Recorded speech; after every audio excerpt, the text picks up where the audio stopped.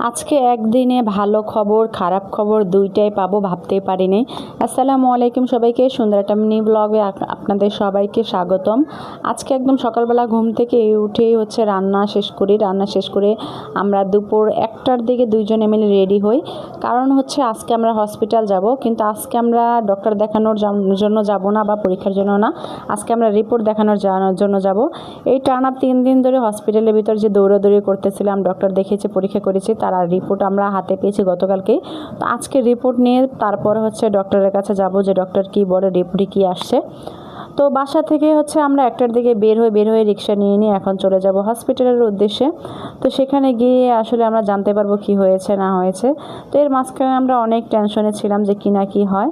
তো এখানে আমি, আমার ভাবি, আমার ছেলে 3জনে মিলে যাচ্ছে। আমার ছেলেকে বাসায় রেখে আসতে চেয়েছিলাম, কিন্তু বাসায় কেউ নেই, এজন্য আজকে ওকে সাথে করে নিয়ে যাচ্ছি। আর আজকে আমরা অনেক প্ল্যান করেছিলাম যে অনেক জায়গায় যাব, কিন্তু কিছুই হলো না। আর এই যে আমরা এখানে বসেছি, ডাক্তার আসার কথা ছিল 3টায়, সে ডক্টর এখনও আসে না। আর এখানে বসে বসে আমরা পেয়ারা খাচ্ছি, বাসা থেকে আমরা পেয়ারা নিয়ে গেছিলাম কেটে।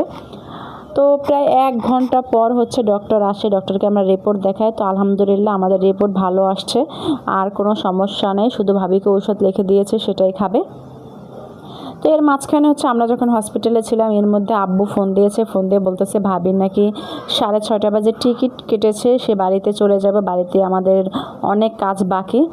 তো যাই হোক, এই জন্য মনটা অনেক খারাপ হয়ে গেছিলো। মাত্র 3 দিন হয়েছে ভাবি এসেছে, এর মাঝখানে আবার চলে যাবে। তো এই তো হসপিটাল থেকে এসে ভাবি খাওয়া দাওয়া করে বেরিয়ে পড়লো যাওয়ার উদ্দেশ্যে।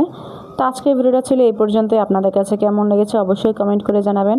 আর যারা যারা এখন আমার চ্যানেলটি সাবস্ক্রাইব করে দেন নাই, অবশ্যই আমার চ্যানেলটা সাবস্ক্রাইব করে দেবেন।